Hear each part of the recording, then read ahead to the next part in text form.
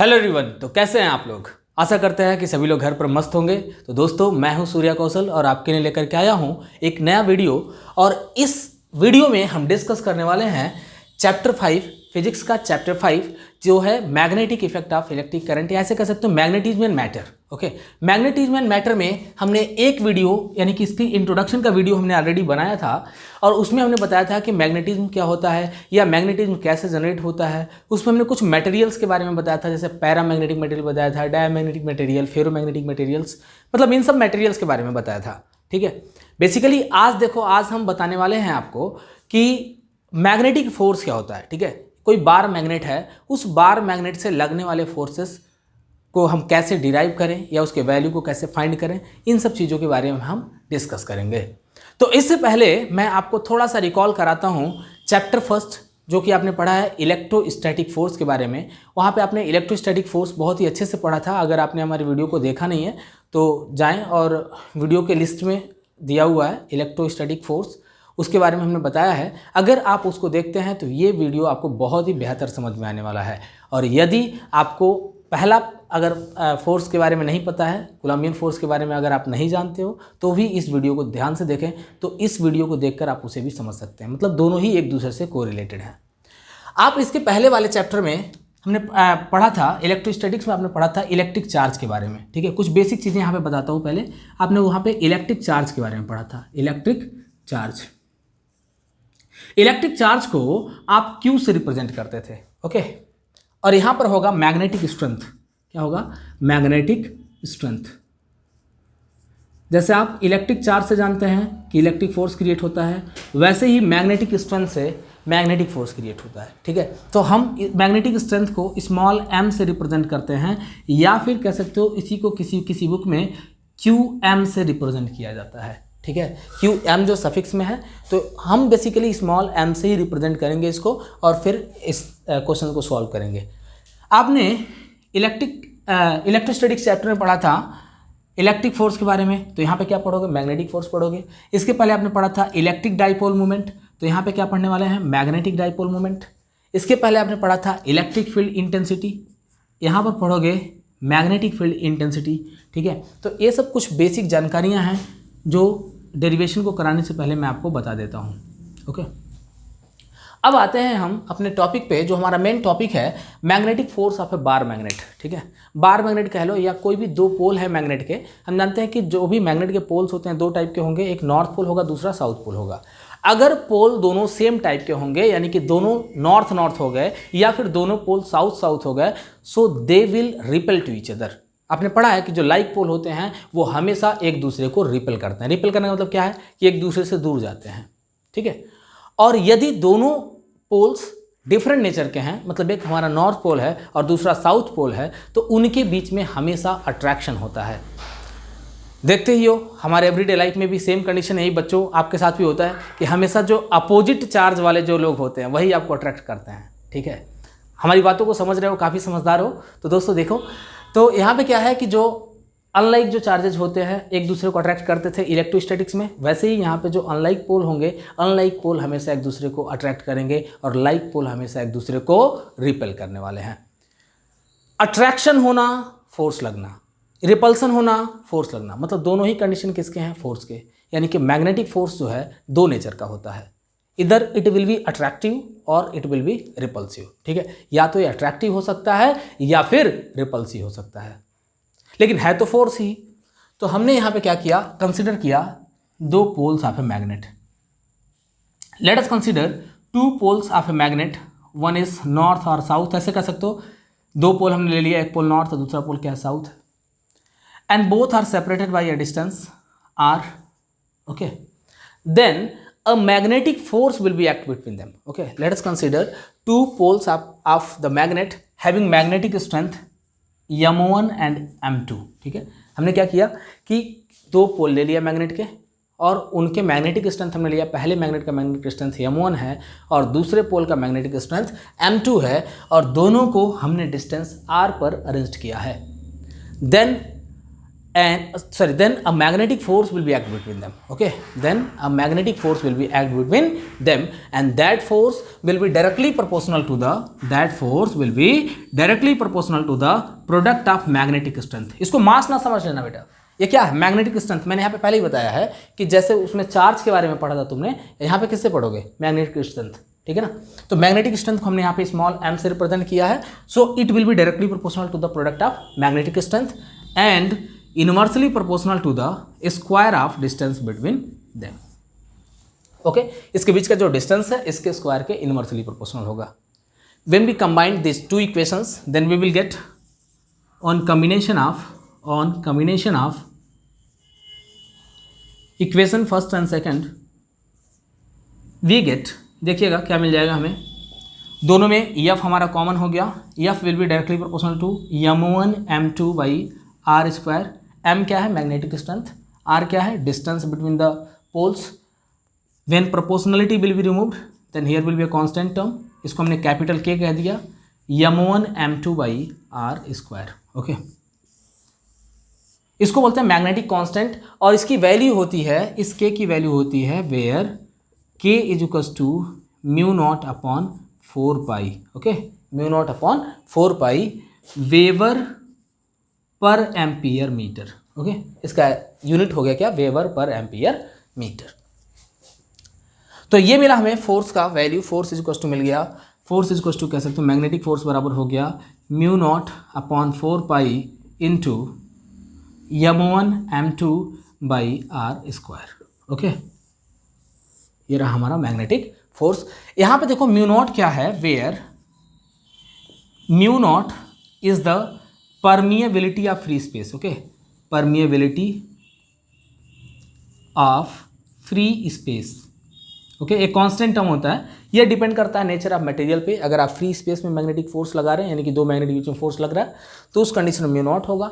और अगर किसी मीडियम में मैग्नेट को रखा गया है, यानी कि वाटर है या कोई भी अन्य मीडियम है, तो उस कंडीशन में इसकी वैल्यू चेंज हो जाएगी, ठीक है। और इस म्यू नॉट की वैल्यू होती है 4 pi into 10 to the power -7। या यहीं पे देखो ना, यहाँ पे जो K है, इस कैपिटल K की वैल्यू होती है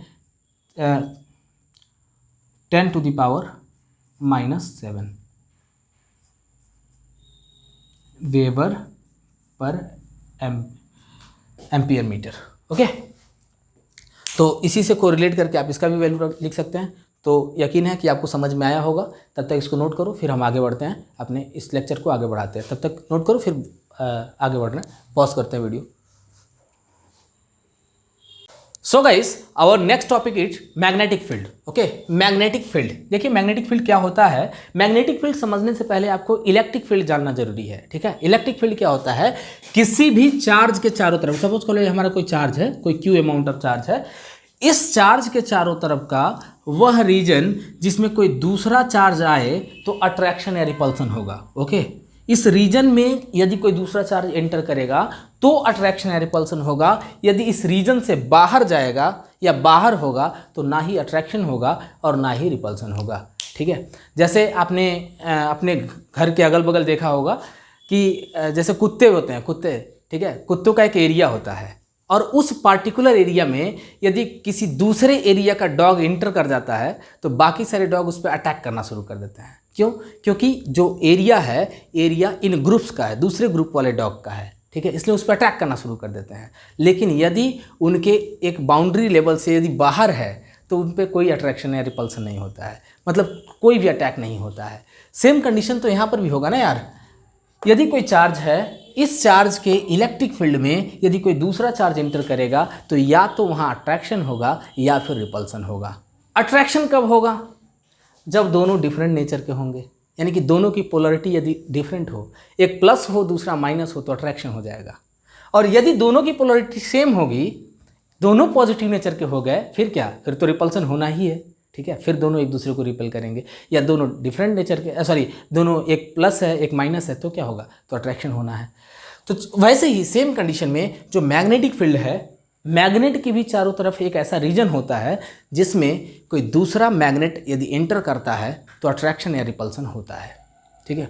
उसी रीजन को हम बोलते हैं मैग्नेटिक फील्ड। जैसे देखते हैं, सपोज कर लो कि यहाँ पे मान लिया हमने कि यहाँ पे एक मैग्नेट है, let us suppose this is a magnet, okay, ये हमारा एक मैग्नेट है, ये दूसरा मैग्नेट है, ये मैग्नेट बहुत दूर है, बहुत दूर है। क्या इसमें कोई अट्रैक्शन रिपल्सन होगा? कोई अट्रैक्शन रिपल्सन नहीं होगा।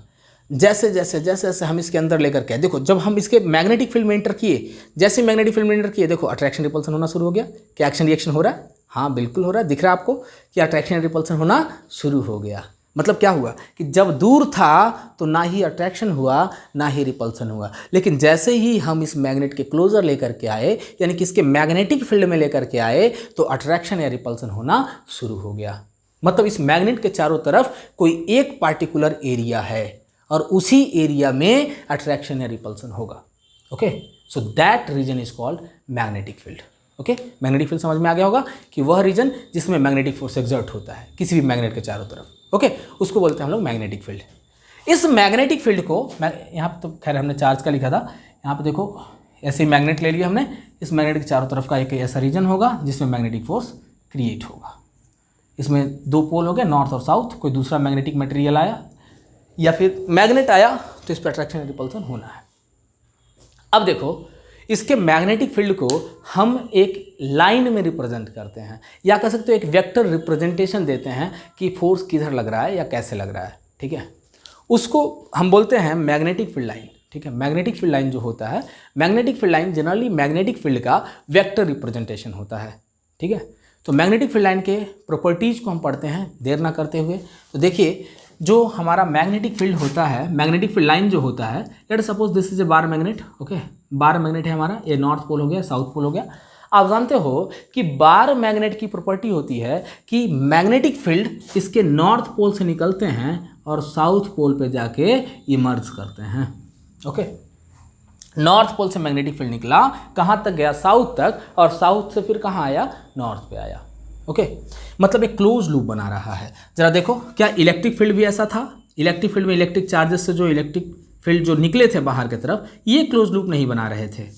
कहोगे सर यदि हम यहाँ पे एक दूसरा नेगेटिव चार्ज लगा दे तो, या किसी डाइपोल की बात करें तो, जैसे एक हमने पॉजिटिव चार्ज लिया, एक नेगेटिव चार्ज लिया, इस कंडीशन में तो एक क्लोज लूप बना रहा है? नहीं बेटा, एक क्लोज लूप नहीं बना रहा है। कहोगे सर कैसे? बताते हैं कैसे नहीं बना रहा है। ओके, ये क्लोज लूप क्यों नहीं बना रहा है जबकि हमें दिखाई दे रहा है कि ये क्लोज लूप बन रहा है? मीन्स सर झूठ बोल रहे हैं। ओके, लेकिन ऐसा नहीं है। देखो यहाँ पे क्या है कि जो इलेक्ट्रिक फील्ड है, इलेक्ट्रिक फील्ड लाइंस पॉजिटिव से निकल रहा है और नेगेटिव की तरफ जा रहा है। ऐसा नहीं हुआ कि नेगेटिव से भी पॉजिटिव की तरफ आ जाए, ऐसा नहीं कंडीशन यहाँ पे अप्लाई हो रहा है। देखो जरा, यहाँ से पॉजिटिव चार्ज से इलेक्ट्रिक फील्ड निकला, किधर आया? नेगेटिव चार्ज पे। नेगेटिव से पॉजिटिव की तरफ इलेक्ट्रिक फील्ड नहीं जा रहा है। मतलब यहाँ पे क्या है? एक क्लोज लूप नहीं बन रहा है।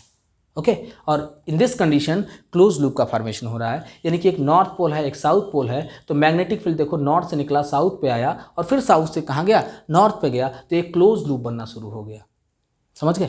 और इसका देखो बेनिफिट क्या होता है? इसका बेनिफिट ये है ना कि जो मैग्नेट है, अगर मैग्नेट को आप कहीं से भी कट कर दे तो, ऐसे बीच से अगर कट कर दो, इधर मान लेते हैं कि नॉर्थ पोल है और इधर क्या है? साउथ पोल था। हमने क्या किया? दोनों को कट करके बाहर निकाल, अलग अलग कर दिया। ठीक है, बार मैग्नेट की प्रॉपर्टी होती है कि इसमें दो पोल होते हैं, एक नॉर्थ होता है, एक साउथ होता है। हमने क्या किया? हमें अच्छा नहीं लगा, हमने कहा कि दोनों को एक साथ नहीं रहने देंगे, दोनों को अलग करना है।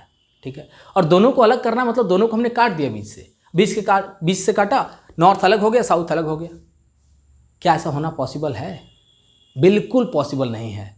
देखिए कैसे, अगर आप इसको काट कर अलग करोगे तो नॉर्थ के तरफ ऑलरेडी साउथ जनरेट हो जाएगा, ऑटोमेटिकली जनरेट होना है, और यदि साउथ को अलग किया तो साउथ की तरफ नॉर्थ का जनरेट होना 100% श्योर है। ठीक है, ऐसा श्योर क्यों है? क्योंकि मैंने बताया कि जो मैग्नेटिक फील्ड होगा, मैग्नेटिक फील्ड हमेशा क्लोज लूप बनाता है, और क्लोज लूप बनाने के लिए इसका साउथ पोल का होना जरूरी है, या ऐसे कह सकते हो नॉर्थ पोल का होना जरूरी है। कोई सिंगल पोल कभी भी एग्जिस्ट नहीं कर सकता। ठीक है, तो कभी भी अगर आप मैग्नेट को दो इक्वल पार्ट में डिवाइड करते हैं, या दो डिफरेंट पार्ट में भी, जरूरी नहीं इक्वल पार्ट है, छोटे छोटे पीसेस में अगर आप डिवाइड करते हो तो ऑटोमेटिकली वहाँ पर दो पोल जनरेट हो जाएगा, एक नॉर्थ पोल जनरेट हो जाएगा और दूसरा साउथ पोल जनरेट हो जाएगा। मतलब दोनों में बहुत ही गहरा प्यार होता है। अगर काट के अलग भी करोगे ना तो ऑटोमेटिकली जनरेट हो जाएगा। राधा कृष्ण वाला प्यार है, मतलब दोनों बिछड़ जाएंगे लेकिन फिर भी एक साथ हैं। मतलब नॉर्थ की तरफ साउथ जनरेट होना ही है और साउथ की तरफ नॉर्थ जनरेट होना ही है। ठीक है। तो ये हमारे मैग्नेट की प्रॉपर्टी हो गई, बार मैग्नेट की। मैग्नेटिक फील्ड लाइन के बारे में मैं बता रहा था कि जो मैग्नेटिक फील्ड लाइन होते हैं वो मैग्नेटिक फील्ड का वेक्टर रिप्रेजेंटेशन होता है। सो फ्रेंड्स, देर ना करते हुए देखते हैं इसकी कुछ प्रॉपर्टीज़ के बारे में, पढ़ते हैं कि जो मैग्नेटिक फील्ड लाइन होती है इसकी क्या क्या प्रॉपर्टीज़ होते हैं। देखो, जो मैग्नेटिक फील्ड लाइन होता है वो हमेशा नॉर्थ से साउथ की तरफ जाता है और साउथ से किधर आता है, नॉर्थ की तरफ आता है। यानी कि मैग्नेट के बाहर मैग्नेटिक फील्ड का डायरेक्शन नॉर्थ से साउथ की तरफ होता है। ओके, मैग्नेट के बाहर मैग्नेटिक फील्ड का डायरेक्शन नॉर्थ से साउथ की तरफ होता है और मैग्नेट के अंदर मैग्नेटिक फील्ड का डायरेक्शन साउथ से नॉर्थ की तरफ होता है। यानी कि मैग्नेट के बाहर और मैग्नेट के अंदर दोनों में कंट्रडिक्शन हो गया कि जब बाहर की बात करोगे तो नॉर्थ से साउथ होगा और अगर मैग्नेट के अंदर की बात करोगे तो साउथ से नॉर्थ होगा। तो पहला तो ये हो गया। दूसरा कंडीशन देखो क्या है, जैसे देखो यहाँ पे एक सिंपल सा एग्जांपल लेते हैं हस्बैंड एंड वाइफ का। ठीक है, हस्बैंड वाइफ में अगर देखोगे कि कभी कभी ऐसा होता है कि बाहर जा रहे हैं, बाहर दोनों घूमने जा रहे हैं, तो हो सकता है कि हस्बैंड हावी हो। ठीक है, लेकिन घर पर जब आएंगे ना भाई साहब तो हस्बैंड को डाउन होना ही पड़ता है, फिर पत्नी हावी हो जाती है। वही कंडीशन यहाँ पर है। घर के बाहर नॉर्थ पोल की पोलरिटी यानी कि नॉर्थ से साउथ की तरफ मैग्नेटिक फील्ड जा रहा है और मैग्नेट के अंदर साउथ से नॉर्थ की तरफ आ रहा है मैग्नेटिक फील्ड। ठीक है, तो ये चीज़ ध्यान रखिएगा। इसके बाद आगे बढ़ते हैं। दूसरा कंडीशन क्या है, two magnetic field line can never intersect to each other. Okay, दो मैग्नेटिक फील्ड लाइन कभी भी एक दूसरे को इंटरसेक्ट नहीं कर सकते। ठीक है, नहीं कर सकते। इससे पहले मैं आपको एक चीज़ बता दूं कि मैग्नेटिक फील्ड का अगर हमें डायरेक्शन पता करना हो तो हम डायरेक्शन को कैसे पता करें। जैसे अगर आपने पढ़ा है कि मैग्नेटिक फील्ड लाइन जो होता है क्लोज लूप बनाता है। ओके, मैग्नेटिक फील्ड लाइन क्या बनाता है, क्लोज लूप बनाता है। यानी कि अगर मैं कहूं कि इस पॉइंट पे मैग्नेटिक फील्ड का डायरेक्शन किधर है या इस पॉइंट पे मैग्नेटिक फील्ड का डायरेक्शन किधर है या इस पॉइंट पे मैग्नेटिक फील्ड का डायरेक्शन किधर है, तो कैसे पता करोगे। तो सिंपली यहाँ पे क्या करना पड़ेगा आपको, यहाँ पे टेंजेंट ड्रॉ करना पड़ेगा। ठीक है, टेंजेंट तो तुम्हें ड्रॉ करना आता ही होगा, बिल्कुल आता है, क्लास 12th में आ गए। तो सिंपली टेंजेंट अगर ड्रॉ करोगे तो आपको पता चल जाएगा कि मैग्नेटिक फील्ड का डायरेक्शन किधर है। ओके, तो यहाँ पर ज़रा देखो, मैं बोला कि दो मैग्नेटिक फील्ड लाइन एक दूसरे को कभी इंटरसेक्ट नहीं कर सकते। तुम बोल रहे हो सर आपने देखा है क्या, मैग्नेटिक फील्ड को तो आपने देखा नहीं है, हमने भी नहीं देखा, तो फिर एक दूसरे को इंटरसेक्ट क्यों नहीं कर सकते। और वैसे भी इतने ज़्यादा क्लोज होते हैं, वो कट तो सकते ही हैं एक दूसरे को। तो फिर मैं इसको एक्सपेरिमेंटली बताऊंगा कि यदि एक पॉइंट पर दोनों मैग्नेटिक फील्ड लाइन एक दूसरे को कट करेंगे, इन दैट केस यहाँ पे देखोगे तो दो डायरेक्शन शो होगा, क्योंकि दोनों पे अगर टेंजेंट ड्रॉ करेंगे आप, पहले मैग्नेटिक फील्ड पे टेंजेंट ड्रॉ किया तो पहला टेंजेंट हो गया, तो दूसरे मैग्नेटिक फील्ड का टेंजेंट हो गया, तो आप देखोगे कि एक ही पॉइंट पर दो डायरेक्शन शो हो रहे हैं। ओके, आज ज़रा सोचो कि जब बंदा ऐसे मुकाम पे हो कि एक पॉइंट पर खड़ा है, उसको दो तरफ जाना है, क्या ऐसा जाना पॉसिबल है? बिल्कुल ही पॉसिबल नहीं है। ओके, तो सेम कंडीशन यहाँ पर भी होता है। यदि दो मैग्नेटिक फील्ड लाइन एक दूसरे को इंटरसेक्ट कर देते हैं तो एक ही पॉइंट पर हमें दो डायरेक्शन शो होने लगेगा और दो डायरेक्शन शो कर पाना पॉसिबल नहीं है। So two magnetic field line can never intersect to each other. Okay, so friends, next property magnetic field line का देखो क्या है। जब भी हम पोल के क्लोजर जाएंगे तो per unit area magnetic field line की वैल्यू बढ़ती जाएगी। यानी कि यदि आप नॉर्थ पोल की तरफ या फिर साउथ पोल की तरफ जाते हैं, जैसे सपोज कर लो कि हमने यहाँ पे एक बार मैग्नेट बनाया, इस बार मैग्नेट का हमने यहाँ पे कुछ मैग्नेटिक फील्ड ऐसे दिखाया है। आप जानते हैं कि जो बार मैग्नेट होता है, बार मैग्नेट का मैग्नेटिक फील्ड नॉर्थ से साउथ की तरफ होता है मैग्नेट के बाहर, और मैग्नेट के अंदर मैग्नेटिक फील्ड का डायरेक्शन साउथ से नॉर्थ की तरफ होता है। ठीक है, तो पर यूनिट एरिया आप जैसे जैसे पोल के क्लोजर जाएंगे वैसे वैसे मैग्नेटिक फील्ड की वैल्यू बढ़ेगी, और यदि आप पोल से दूर जाएंगे तो per unit area magnetic field की वैल्यू घटेगी। तो सिंपली कह सकते हो क्या कि किसी भी मैग्नेट में सबसे ज़्यादा अट्रैक्शन कहाँ होता है, पोल पर होता है, और कोई भी मैग्नेटिक मटेरियल पोल के टूवर्ड्स ही अट्रैक्टिव या रिपल्सिव नेचर शो कर सकता है। ठीक है, तो यकीनन आपको आज का हमारा लेक्चर बहुत ही अच्छे से समझ में आया होगा। दोस्तों, अगर आपको किसी भी टॉपिक पे डाउट है तो आप उसको कमेंट बॉक्स में कमेंट कर सकते हैं, और अगर आपको हमारा वीडियो पसंद आया तो एक लाइक तो बनता है यार, क्योंकि आपके एक लाइक से हमारा कॉन्फिडेंस और ज़्यादा बढ़ता है और हम आपके लिए न्यू कंटेंट्स लेकर के आते रहेंगे। तो दोस्तों, आप इस वीडियो को ज़्यादा से ज़्यादा दोस्तों में शेयर करें, क्योंकि मैं NCERT का पूरा सिलेबस कवर कराने वाला हूँ, एक भी टॉपिक छूटेगा नहीं, ये हमारा वादा है आपसे। सो दोस्तों, तब तक के लिए विदा लेते हैं, मिलते हैं अगले वीडियो में। Thank you guys.